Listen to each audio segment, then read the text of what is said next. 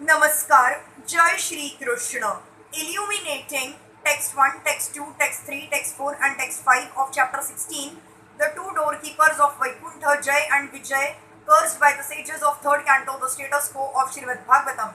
Text 1, Brahmo Vacha, Iti Tada Grunatam Tesham Muninam Yoga Dharminam Pratinandya Jagadedam Vaikuntha Nilayo Vibhuha. Lord Brahma said, after thus congratulating the sages for their nice words, the Supreme Personality of Godhead, whose abode is in the kingdom of God, spoke as follows. Text 2, Shri Bhagavan Uvacha, Etau Tau Parpadau Mahayam Jayo Vijay Evacha Kadarthi Kritya Mama Yadavo Bahava Krata Mati Kramama.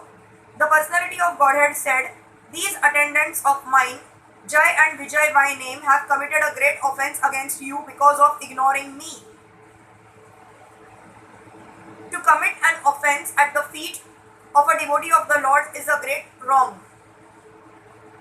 Even when a living entity is promoted to Vaikuntha, there is still the chance that he may commit offenses, but the difference is that when one is in a Vaikuntha planet, even if by chance one commits an offense, he is protected by the Lord. This is the remarkable fact in the dealings of the Lord and the servitor as seen in the present incident concerning Jai and Vijay. The word Atikramam used herein indicates that in offending a devotee, one neglects the Supreme Lord himself. By mistake, the doormen held the sages from entering Vaikuntha Lok, but because they were engaged in the transcendental service of the Lord, their annihilation was not expected by advanced devotees. The Lord's presence on the spot was very pleasing to the hearts of the devotees. The Lord understood that the trouble was due to his lotus feet not being seen by the sages, and therefore he wanted to please them by personally going there. The Lord is so merciful that even if there is some impediment for the devotee, he himself manages matters in such a way that the devotee is not bereft of having audience at his lotus feet. There is a very good example in the life of Haridas Thakur. When Chaitanya Mahaprabhu was residing at Jagannath Puri, Haridas Thakur, who happened to be Mohammedan by birth, was with him. In Hindu temples, especially in those days, no one but a Hindu was allowed to enter. Although Haridas Thakur was the greatest of all Hindus in his behavior, he considered himself a Mohammedan and did not enter the temple. Lord Chaitanya could understand his humility, and since he did not go to see the temple, Lord Chaitanya himself, who is not different from Jagannath, used to come and sit with Haridas Thakur daily. Here in Srimad Bhagavatam, we also find this same behavior of the Lord.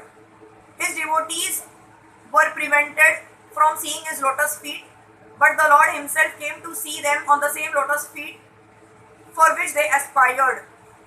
It is also significant that he was accompanied by the goddess of fortune. The goddess of fortune is not to be seen by ordinary persons, but the Lord was so kind that although the devotees did not aspire for such an honor, he appeared before them with the goddess of fortune. Text 3.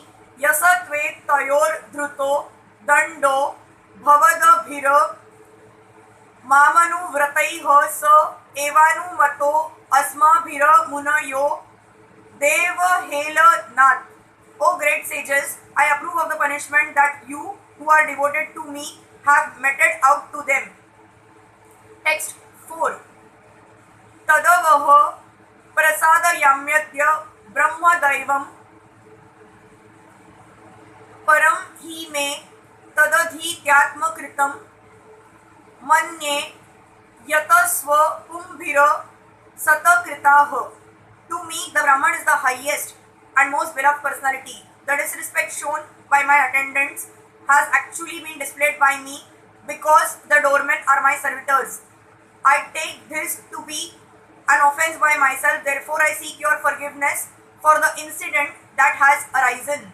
The Lord is always in favor of the Brahmanas and the cows, and therefore it is said, Go Brahman Hitayacha. Lord Krishna or Vishnu, the Supreme Personality of Godhead, is also the worshipable deity of the Brahmanas.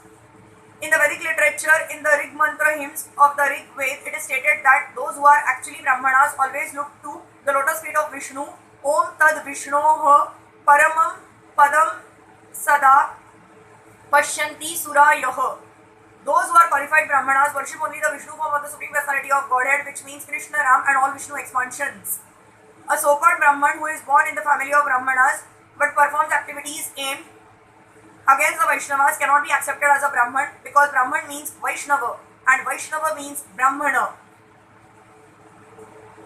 One who has become a devotee of the Lord is also a Brahmana. The formula is Brahma Janatiti Brahmanaha. A Brahman is one who has understood Brahma, and a Vaishnava is one who has understood the personality of Godhead. Brahma realization is the beginning of realization of the personality of Godhead. One who understands the personality of Godhead also knows the impersonal feature of the Supreme, which is Brahma. Therefore, one who becomes a Vaishnava is already a Brahmana. It should be noted that the glories of the Brahman described in this chapter by the Lord himself refer to his devotee Brahmana or the Vaishnava. It should never be misunderstood that the so-called Brahmanas who are born in Brahman families but have no Brahmanical qualifications are referred to in this connection. Text 5. Yana namani cha gruhanati loko bhrutye kritagasi so asadhu vadas tata kirtim hanti tvacha mi vam yaha. A wrong act committed by a servant leads people in general to blame his master, just as a spot of white leprosy on any part of the body pollutes all of the skin.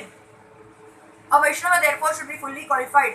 As stated in the Bhagavatam, anyone who has become a Vaishnava has developed all the good qualities of the demigods. There are 26 qualities mentioned in the Chaitanya Charitamrita. A devotee should always see that his Vaishnava qualities increase with the advancement of his Krishna's consciousness. A devotee should be blameless, because any offense by the devotee is a scars on the Supreme Personality of Godhead. The devotee's duty is to be always conscious in the dealings with others, especially with another devotee of the Lord. Hare Krishna.